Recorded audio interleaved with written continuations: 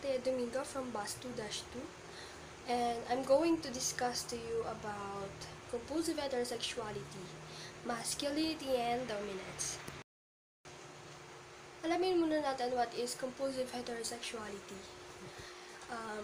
Compulsive heterosexuality is the pressure on men to always engage in heterosexual relationships and behave in ways that prove their manhood. So, ibig sabihin, ito yung parang nagiging pressure sa mga lalaki na kailangan nilang makipagrelasyon or makipagtalik sa babae para lang maipakita yung pagiging lalaki nila. And it's tied to masculine and dominance, where being a real man is often linked to sexual success and control over women. Ito yung parang dapat kaya nilang kumontrol ng isang babae. Kasi nga, parang yun yung nagiging basihan ng pagiging tunay na lalaki. Real man. May mga highlights ako dito na behaviors ng mga high school boys na nandun sa book ng Dudura Fog. First is yung teasing and name-calling. Boys often engage in homophobic teasing to assert their own heterosexuality and to police the boundaries of acceptable masculine behavior.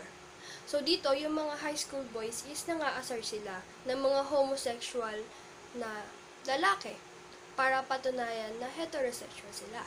Kasi pamamagitan ng pagtatawanan or pantutukso sa mga taong hindi daw sumusunod sa traditional na pamantayan ng isang lalaki. Kasi sa pamamaraan daw na yon is makakontrol nila yung mga kilos ng mga lalaki o ibang lalaki. So, dahil doon, nararamdaman daw ng ng mga lalaki na kailangan nilang kumilos ng naaayon sa lipunan. So, yun.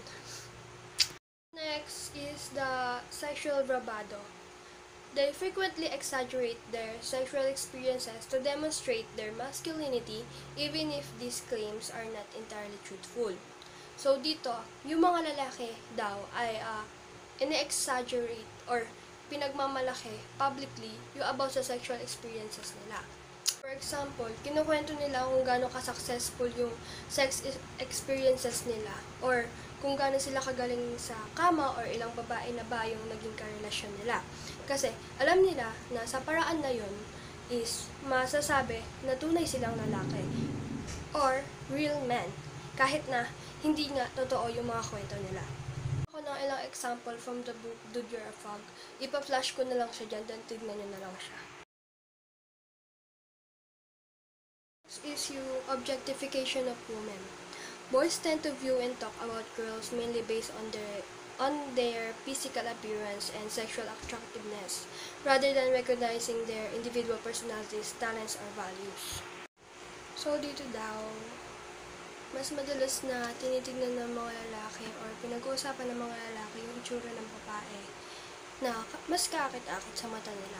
Imbis na tignan nila bilang tao or normal na babae na may kanya-kanyang personalidad, talento at mga katangian, mas pinapansin ng mga lalaki yung physical na anyo nila. Next is physical aggression. Some boys use physicality like roughhousing or fighting as a means of establishing their masculinity and proving their heterosexuality. So, dito, yung mga lalaki, sabi dito, by physically aggressive or competitive daw, feeling nila or nafe-feel nila na matapang sila or na-prove nila yung pagiging tunay na lalaki nila. Last one na behavior ng high school boys is yung avoidance of emotion. Many boys suppress their emotional expressions, fearing that vulnerability might be seen as weakness and could lead to questioning their masculinity. So marami daw na lalaki na hino-hold back nila yung feelings nila para maiwasan na makitaan sila ng emotions. Kasi nga, ayaw nila na isipin ng ibang tao na mahina sila. Kasi para sa kanila, it's a sign of weakness or being weakness. Natatakot sila na if they express sadness, fear, or tenderness, maka-question yung pagiging lalaki nila or pagka-lalaki nila. So, yung summary ko naman is, Compulsive heterosexuality creates a framework where masculinity is defined by heterosexual performance, leading to behaviors that reinforce dominance and power dynamics among peers. This not only shapes individual identities but also contributes to the broader societal norms surrounding gender and sexuality. Thank you.